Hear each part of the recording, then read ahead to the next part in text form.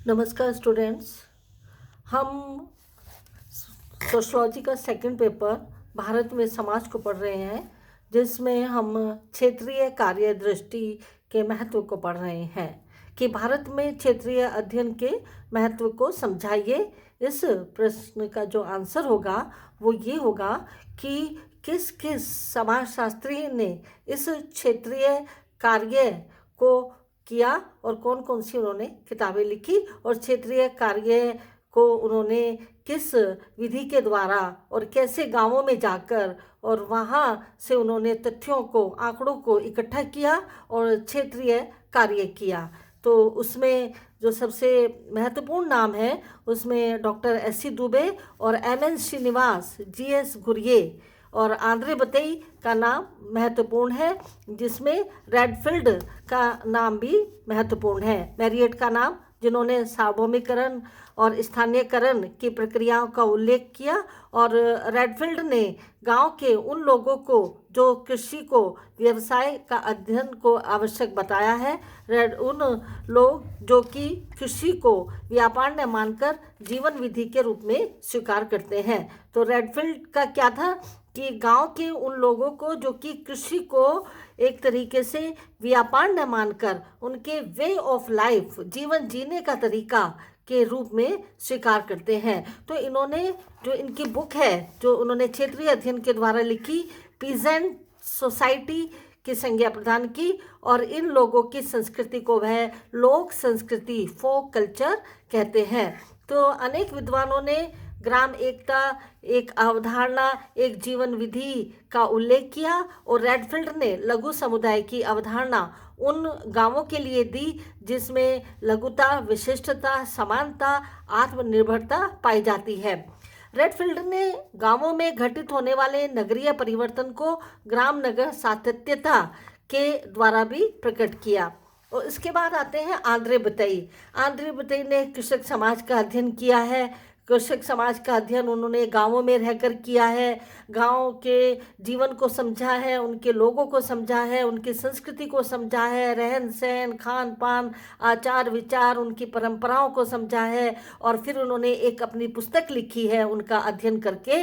उनकी किताब का नाम आता है studies in agrarian social structure.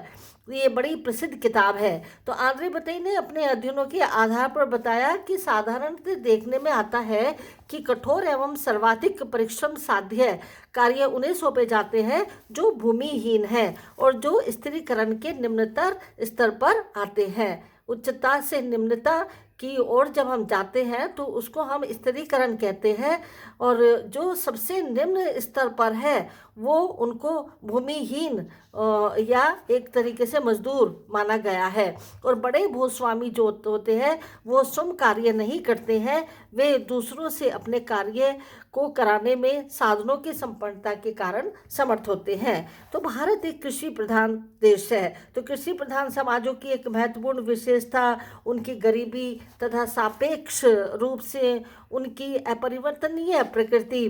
जब इन समाजों की तुलना औद्योगिक समाजों से की जाती है तो एक बहुत बड़ा अंतर दिखाई देता है। जहाँ कृषि प्रधान समाजों में गरीबी पाई जाती है, वहाँ औद्योगिक समाजों में समृद्धि। कृषि प्रधान समाजों में गरीबी पाए जाने का जो मुख्य कारण है वह भूमि पर जनसंख्या का अधिक दबाव तथा परंपरागत प्रकार की कृषि प्रौद्योगिकी का प्रयोग है, जो आज तक चल रहा है। आज हम इतनी प्रौद्योगिकी के युग में आ गए हैं, लेकिन हम आज भी, या फिर गरीबी के कारण कि किसान इतना गरीब है कि उसको अपने वही परंपरागत जो साधन है उनको अपनाना पड़ता है। तो मिचेल यंग एक समाजशास्त्री हुए हैं। उन्होंने कृषक और औद्योगिक समाजों की तुलना करते हुए सार रूप में बताया कि भूमि जातियां पैदा करती हैं और मशीन वर्ग बनाती हैं। प्रोफेसर आंद्रे बतई की जब हम बात करें, जिन्होंने कृषक समाज का अध्ययन किया, तो इन्होंने कृषक असंतोष की भी बात कही है। कृषक असंतोष, जैसे कि आज भी कृषक आंदोलन चल रहा है, कृषकों में असंतोष है, वो अभी अपना बिल, जो उनके 3 बिल जो सरकार ने बना दिए हैं उनको वापस लेने की बात कर रहे हैं। और एमएसपी जो समर्थन मूल्य है उस पर भी वो एक कानून बनाने की बात कर रहे हैं। तो आज भी कृषकों में असंतोष है और वो अपनी बात मनवाने के लिए आज दिल्ली में आंदोलन कर रहे हैं। तो जब हम उस समय की बात करते हैं जब आंद्रे बितेई ने ये किताब लिखी थी अपनी, और उस जो studies and agrarian social structure जिसमें उन्होंने कृषक असंतोष की बात कही थी, तो आज भी हम यही देख रहे हैं। तो गांवों में पाई जाने वाली असुसंगत सामाजिक व्यवस्था को इन्होंने उत्तरदायी माना है। आंद्रे बितेई ने दो प्रकार की सामाजिक व्यवस्थाओं का उल्लेख किया है, एक तो सुसंगत सामाजिक व्यवस्था और दूसरी असंगत सामाजिक व्यवस्था के नाम से जिनको पुकारा गया है। एक सुसंगत सामाजिक व्यवस्था वह है जिसमें अस्तित्वात्मक व्यवस्था तथा प्रतिमानात्मक या आदर्शात्मक के बीच सामंजस्य पाया जाता है। जो उनके जो नॉर्म्स होते हैं तो उनके अंदर एक, जिसको हम आदर्शात्मक व्यवस्था कहती हैं, उनके और जो वो कार्य करते हैं उन दोनों के बीच में एक तरीके से सामंजस्य जो पाया जाता है उसी को इन्होंने उस सुसंगत सामाजिक व्यवस्था के नाम से जाना है। ऐसा मानता है न केवल वास्तव में पाई जाती है लेकिन उन्हें वैध या उचित माना है।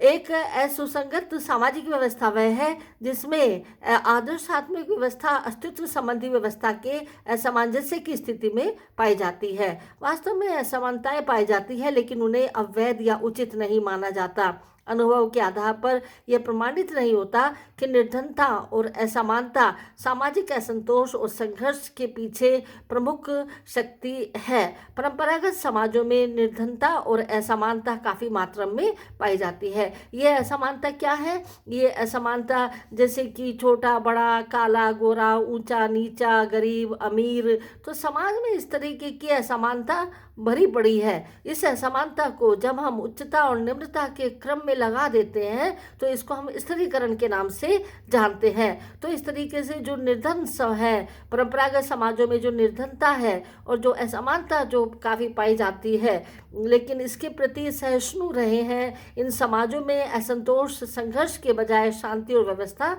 पाई जाती है। फिर भी इन समाजों में संघर्ष के बजाय शांति और व्यवस्था पाई जाती है। भूतकाल में भारतीय समाज एक सुसंगत सामाजिक व्यवस्था का एक अच्छा उदाहरण देखने को मिलता है और इनके अस्तित्व के दर्शाव संबंधी सामाजिक असमानताओं को सैद्धांतिक आधार पर उचित ठहराया गया है। यदि समाज के विभिन्न संवर्गों का भूमि पर समान मात्रा में नियंत्रण नहीं था या बिल्कुल नियंत्रण नहीं था तो इसको अनुचित नहीं माना गया। इसका कारण यह विश्वास था कि विभिन्न लोगों को जन्म से ही जीवन में भिन्न भिन्न स्थितियां प्राप्त हो जाती है। तो वो लोग जो भी गरीब होते थे या जिनके पास ज़मीन नहीं होती थी तो वो यही मान लेते थे कि हमारे जीवन में यही लिखा है, हमें ईश्वर से यही प्रदत्त हुआ है, यही मिला है, तो हम अगर मजदूर हैं तो मजदूरी हमें मिली है, जन्म से ही मिली है, तो ये करके वो संतोष कर लेते थे। उनके भौतिक अस्तित्व के समान स्तर को प्राप्त करने के सिद्धांत रूप में भी अपेक्षा नहीं की जाती थी।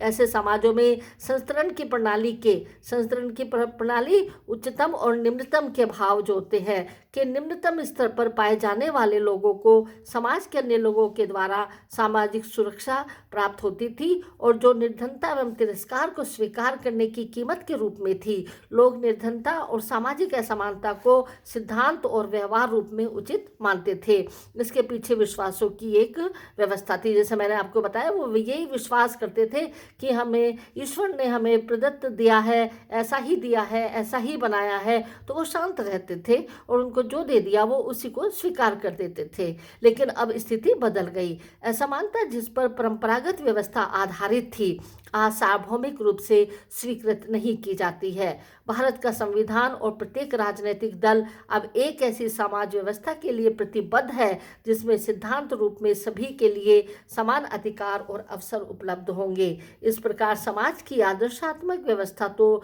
बदल गई परंतु इसके साथ ही साथ अस्तित्ववादी व्यवस्था नहीं बदली। इसी दृष्टि से हमारी मौजूदा सामाजिक व्यवस्था असंगत प्रकार की है और यहाँ एक और जो कुछ अपेक्षित है, जो कुछ होना चाहिए, जो कुछ संभव है, दूसरी ओर जो कुछ वास्तव में मौजूद है के बीच एक काफ़ी चौड़ी खाई पाई जाती है, परंतु परिवर्तन सन 1947 के बाद वयस्क मताधिकार के आधार पर नवीन शासन व्यवस्था होने पर हुआ था। तो आंद्रे बथई ने कृषक असंतोष के लिए जो समकालीन भारत था उसमें कृषि समाज की संरचना को ही उत्तरदायी माना था।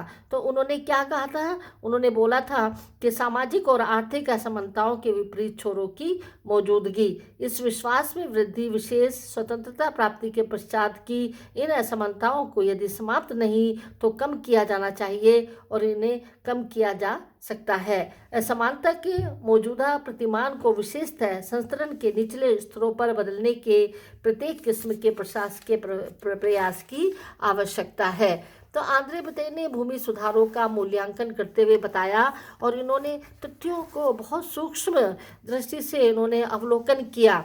जब फील्ड वर्क करते हैं यानी कि क्षेत्रीय परिदृश्य में हम फील्ड वर्क को देखते हैं, जब एक समाजशास्त्री या मानव शास्त्री अध्ययन करने के लिए फील्ड में जाता है तो वहाँ से वो बहुत सूक्ष्म तरीके से अवलोकन करके तथ्यों को इकट्ठा करता है। तो आंद्रे बथई ने भी इसी तरीके से सूक्ष्म अवलोकन के आधार पर इन्होंने कहा कि भारत में भूमि सुधार कृषिक सामाजिक संरचना में व्याप्त मौलिक असमानताओं को समाप्त या कम करने में असफल रहे हैं। तो भूमि सुधार से किराए पर जोती जाने वाली भूमि के क्षेत्र में अवश्य कमी आई है और उच्च मध्यस्थों के अधिकार भी समाप्त हुए हैं, परंतु इसमें भूमि के स्वामित्व का केंद्रीयकरण कम नहीं हुआ है।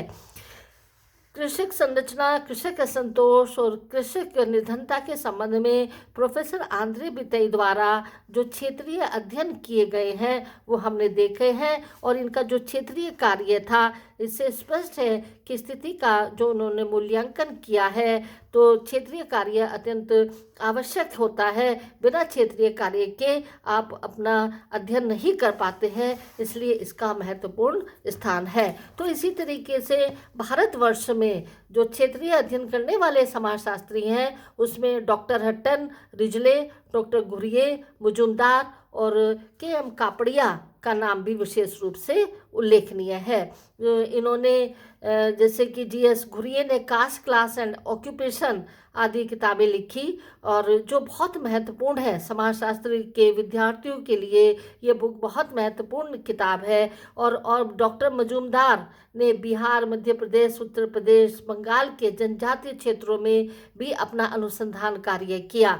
तो इस तरीके से जाति व्यवस्था और ग्रामीण भारत के संबंध में अनेक कुछ किताबें लिखी गई हैं और इस विचारधारा से संबंधित अन्य विद्वानों में भी कुछ लोग आते हैं जिन्होंने इस दृष्टि से अपना अध्ययन किया, जिसमें एम.एन. श्रीनिवास का नाम महत्वपूर्ण है और इन्होंने एम.एन. श्रीनिवास ने दक्षिण के कुर्ग लोगों का इसी दृष्टि से अध्ययन किया और इन्होंने इनकी जो प्रसिद्ध किताब है religion and society among the Coorgs of South India ये लिखी और इन्होंने बहुत से समाजशास्त्रियों ने इस प्रकार के अध्ययनों में रुचि दिखाई, लेकिन कुछ समाजशास्त्री ऐसे थे जिन्होंने इस तरीके के अध्ययन में अपनी ज़्यादा रुचि नहीं दिखाई है। और श्रीनिवास की कुछ पुस्तकें हैं जिसमें इन्होंने इस तरीके का कार्य किया है। इनकी जो किताब है श्रीनिवास की उसमें आप caste in modern India and other essays, social change in modern India और इंडियन विलेजेस भी प्रमुख किताबें हैं जो इसी तरीके से क्षेत्रीय अध्ययन करके लिखी गई हैं। और डॉक्टर दुबे की जो कुछ प्रमुख किताबें हैं उसमें एन इंडियन विलेज और इंडियाज चेंजिंग विलेज ये कुछ प्रमुख किताबें जो इनकी लोकप्रिय हैं जो क्षेत्रीय अध्ययन के द्वारा लिखी गई हैं। क्षेत्रीय अध्ययन में जी.एस. घुरिये का नाम भी महत्वपूर्ण है। जैसे कि मैंने अब इस चित्र में आप देख रहे हैं कि इनकी किताब का नाम कास्ट, क्लास एंड ऑक्यूपेशन है। इसके बारे में हम नेक्स्ट वीडियो में पढ़ेंगे। धन्यवाद।